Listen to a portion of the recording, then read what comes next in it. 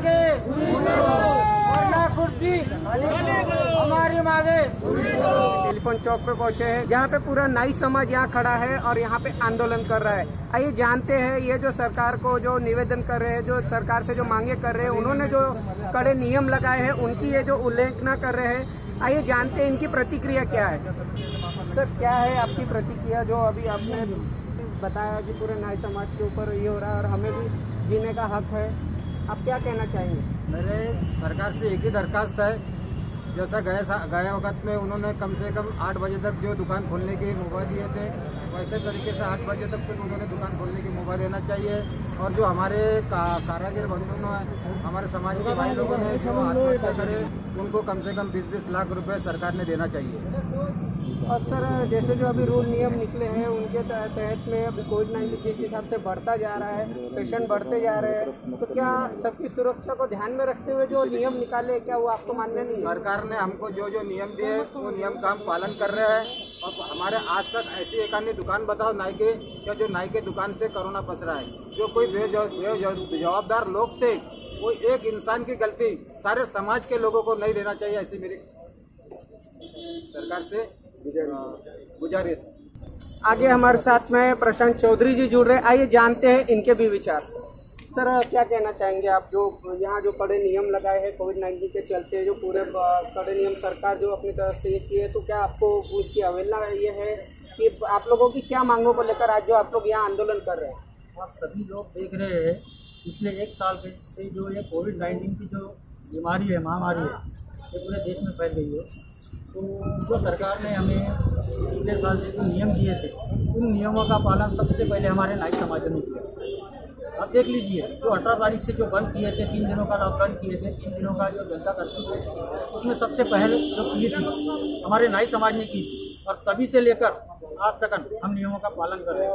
आप एक बार आ जाइए हमारे दुकान में, देखिए सैनिटाइजर से लेकर नए कपड़ों से लेकर एप्रॉन से लेकर सभी चीज़ें, रजिस्टर मेंटेन सभी चीज़ें, सभी नियमों का पालन करते हुए हम अपनी दुकानदारी चालू कर रहे हैं। और आज स्थिति ऐसी है, पिछले साल जैसे 18-20 जनों ने हमारे समाज बांधवों ने आत्महत्या की है, तो इस साल तो हम होने नहीं देंगे, जितना हम आप जवाबदारी से कर रहे हैं।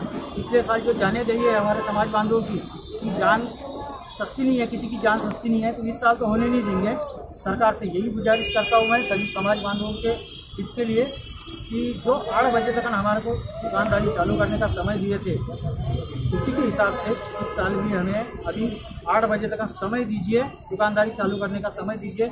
हमारे कुछ बांधव ऐसे हैं जिन्होंने लोन लिए हैं, गाड़ी उठाई है, उन्होंने भी किसी ने बीज उठाई है, किसी ने कर्जा उठाया है महिला बचत गट से, वो सब घर पे आ रहे हैं हफ्ते लेने के लिए, तो कहाँ से देंगे हम?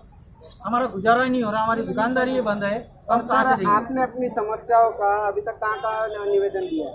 हमने कलेक्टर ऑफिस में निवेदन दिया, सभापति के पास दिए है, मुख्यमंत्री तक दिए है, विपक्ष नेता के तरफ दिए है, नितिन जी राउत पालक मंत्री जो है उनके तरफ दिए है।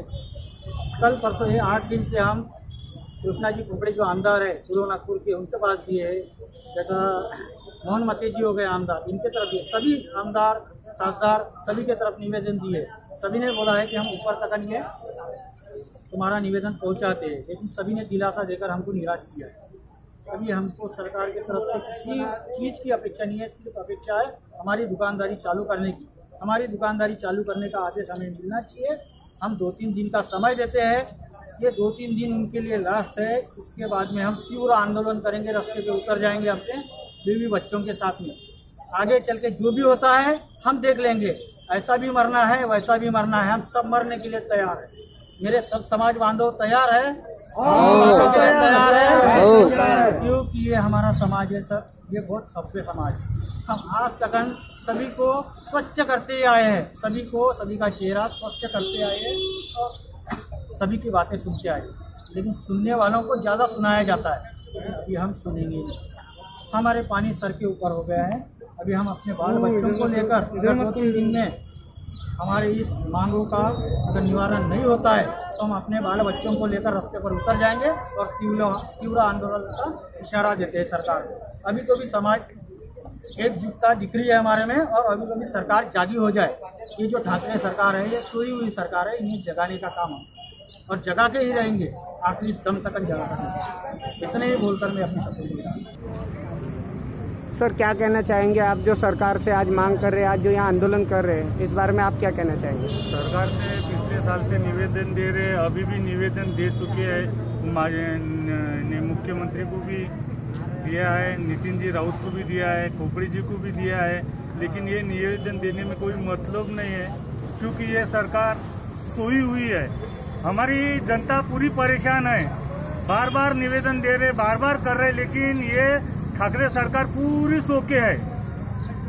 इन्हें हमारे तरफ ध्यान देना चाहिए ताकि हमारी दुकानदारी शुरू हो जाए। किसके ऊपर लोन है, कोई मर गए हैं, वो मरने की राह देख रहे होंगे तो वो ठीक है, लेकिन मरने की राह पे ज्यादा है। पिछले साल भी कम से कम 14-15 लोगों ने आत्महत्या कर ली।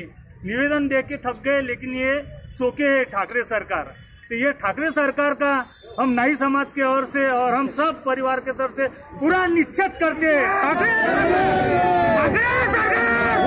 तो हम 3 दिन के बाद में रोड पे तीव्र आंदोलन करेंगे। जो होने का है वो बाद में देख लेना। जय नगाई। तो यहाँ पे आपने देखा कि इन्होंने डायरेक्ट सरकार को चेतावनी दी है, अगर इनकी मांगे पूरी नहीं हुई तो आगे तीव्र आंदोलन करेंगे। कैमरामैन सुदीप के साथ मैं सुरेंद्र सिंह नागी। आप देखते रहिए पब्लिक न्यूज इंडिया।